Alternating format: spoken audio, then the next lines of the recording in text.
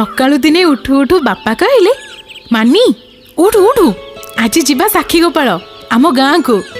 मु खुशी रे नाची गली जे बापा संगे गाँ को जीवी। स्कूल छुट्टी आज मोर भारी मजा लगे। 10 मिनिट हेची कि नहीं मु पूरा ड्रेस पिंधि रेडी हो गली। बो को आउ भौणी मानक बाय कही आमे बाहरी पड़िलु। जने मौसा घरे छुट्टी दरखास्तटे दे पुरी अभिमुखे यात्रा स्टार्ट। किछि बाट जाइचु कि नहीं कुआड़ू के जानी दीटा षंढ लड़े करी करी आम बाइक आगक आसीगले। आ मो बापा भारसाम्य रक्षा करि पारलिनी, पड़ीगलु। मो 3 फुट दूर रे छिटकी पड़िली। मो बापा रक्ताक्त अवस्था रे घुसुरी घुसुरी आसी मते कहले, मो धनर कौन हेचिलो?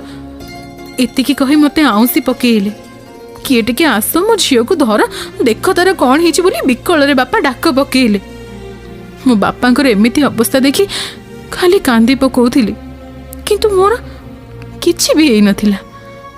मो बापा ठिया हेई पारु नथिले, गोड़ भांगी जाइथिला, मुंड फाटी रक्त बोहि जाउथिला। से किंतु निज कथा को बोली मो पई व्यस्त हेई पड़ुथिले। तांको देह हाथ खंडिया खाबरा हेई रक्त झरी पड़ुथाए, किंतु तांको आखिरे आखिए पानी। आ दुख जे से मते गाँ बुलेबा को आनिथिले, किंतु बुले पारिलेनी।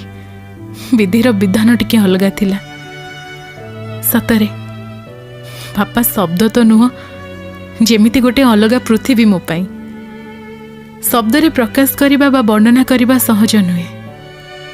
हाथ धरी चाली शिखिबा दिन ठारू निज गोड़े छिड़ा हेबा पर्यंतर यात्रा तांको बिना असंभव। जेमिति केते दिन राति एक करचंती से आम पाई आउ आमर मंगल पाई। ताको हिसाब करिबा आ तार हिसाब रखिबा असंभव।